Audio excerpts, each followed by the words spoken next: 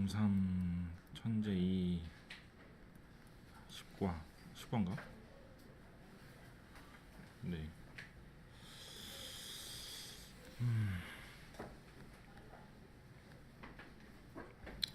대학문 마스터부터 보면 바람이나 소음 표현하기라 되어 있는데요. IWC는 that 다음에 조동사가 나와서 조가 동사했으면 좋겠다라는 뜻인데, 이때 동사 자리에 오는 말은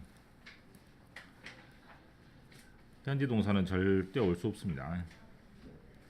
즉 I wish I am 그럼 맞을 것 같고 I wish I can 그럼 맞을 것 같은데, 무조건 틀려. 무조건이 I wish 다음에는 과거 동사만 써야 됩니다.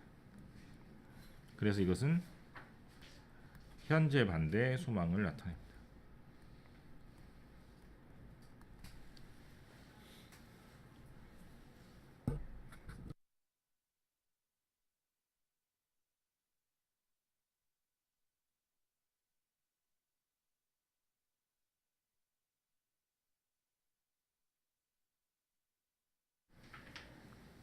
바람이나 소음 표현하기. I wish I can 하면 안 됩니다. I wish I could go to the science museum with you. 너랑 갔으면 좋겠는데 라는 말은 못 간다는 뜻입니다. 못 가서 아쉽다라는 뜻입니다.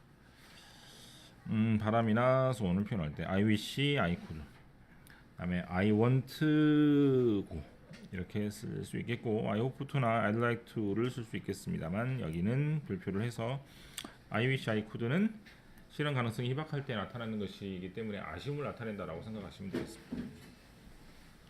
의견 표현하기. in my opinion. 외국에서 보면 사실을 말하는 게 있고 의견을 말하는 게 있는데, 의견을 말할 때는 확실하게 자기 의견이라고 주관적인 의견이라고 말하는 표현이 있기 때문에 in my opinion이라는 말을 딱 쓰고 말을 해요. 근데 이런 표현은 굉장히 발달된 표현이기 때문에 I am라고 줄여서 쓰기도 되게 많이 합니다. 굉장히 많이 발달된 표현이니까 그렇게 이해하시면 되겠습니다. In my opinion이나 I think나 또는 it seems나 I believe나 이런 표현으로 자기 의견을 나타낼 수 있습니다. 이런 표현을 쓰면 말 그대로 자기가 혼자 생각이라는 것을 상대방한테 미리 알려준다라고 생각하면 될 것 같아요. 해보시고 대학 마스터 해보고, 그다음에 대학 마스터 해보고. 계속적 용법의 관계 대명사는 이렇게 컴마를 찍고 설명하는 것을 보고 계속적 용법의 관계 대명사라고 합니다. 대개 앞에 사람이 나오면 who를 써서 설명을 하겠고, 앞에 사물이 나오면 which로 이렇게 설명을 하겠고, 우리는 아무거나 다 되는 관계 대명사는 that이었는데 컴마 다음에 that을 쓸 수 없습니다.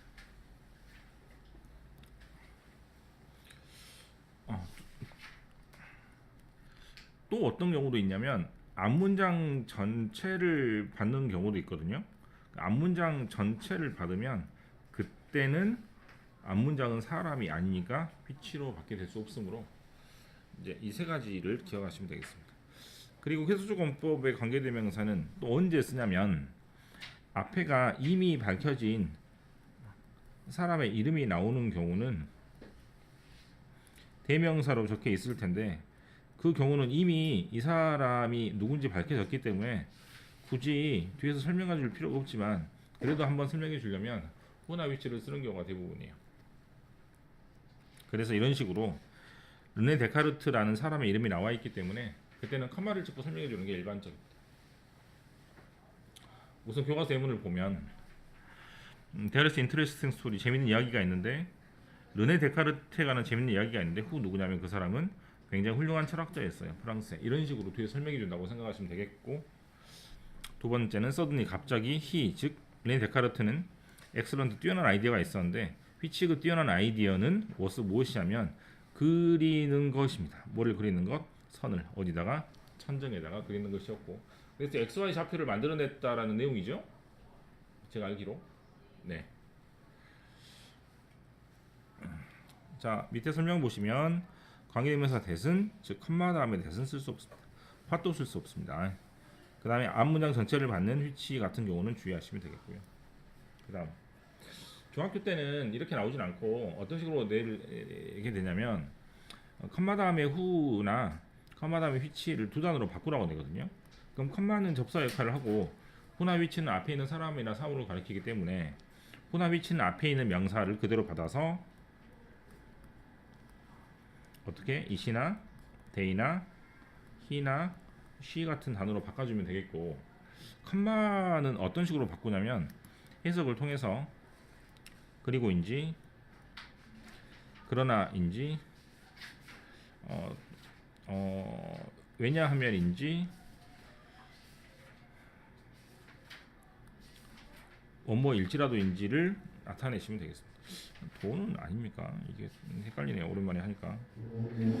이때 이제 for는 원모 때문에라는 뜻이거든요. 예, 그래서 해석을 통해서 이네 가지로 하나 고쳐보라는 게 아마 나올 수 있어요.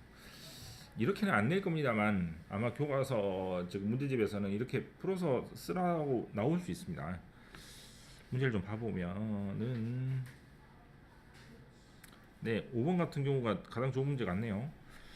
그 사람이 목적을 포기했는데 왜냐하면 그 목적은 불가능한 목적이었기 때문이다. 그래서 이 두 단어를 어떻게 바꿔라?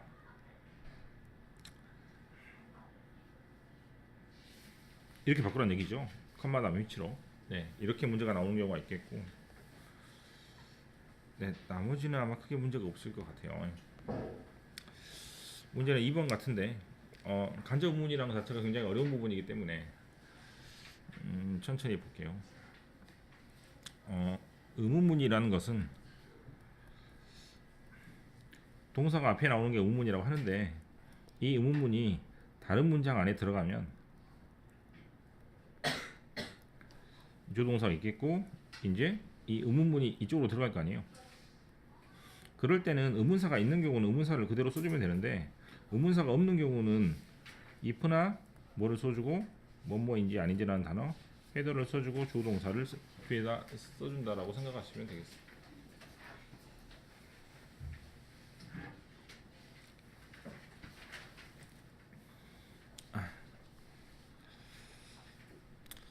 이것은 문제를 좀 보면서 하는 게 좋을 것 같은데요.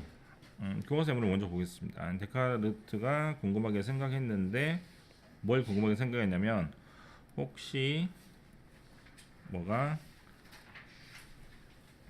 파리가 착륙했습니까? 어디에? 똑같은 장소에 두 번이나 착륙했습니까? 이런 문장이 있다고 치면 이 문장이 의문문이니까 여기가 새로운 문장 안으로 들어간다고 생각을 할 때 이때 뭐가 없기 때문에 의문사가 존재하지 않기 때문에 의문사 역할을 하는 뭐뭐인지 아닌지라는 말을 억지로 써주고 그 다음에 조동사 순서를 이렇게 바꿔서 쓰면은 간접 문이 되는 것이겠죠. 이 밑에 문장도 볼게요. 원래 문장은 혹시 뭐가 파리가 착륙했습니까? 어디에? 똑같은 장소에 라는 문장을 어디에 넣으면 이 안에다 집어넣으면은 뭐가 없으니까 물어보는 의문사가 없으므로 여기다 억지로 if나 헤더를 써주고 그 다음에 조동사 순서로 바꿔가지고 뭐를 만들어주면 간접 문을 만들어주면 그 안에 쏙 들어간다는 얘기인데 여기 부분은 아까와 좀 다르게 서술형으로 낼 가능성이 100%면 100%. 문장의 순서가 바뀌기 때문에 이게 되게 중요하게 생각을 해야 되는 부분이니까 그렇죠. 3번처럼 나온다고 생각하면 됩니다. 3번처럼이. 한번 문제를 한번 풀어보세요. 7번 해볼게요. 7번. 7번 if 구별하는 방법을 잘 알고 있겠지만 어떻게 한다?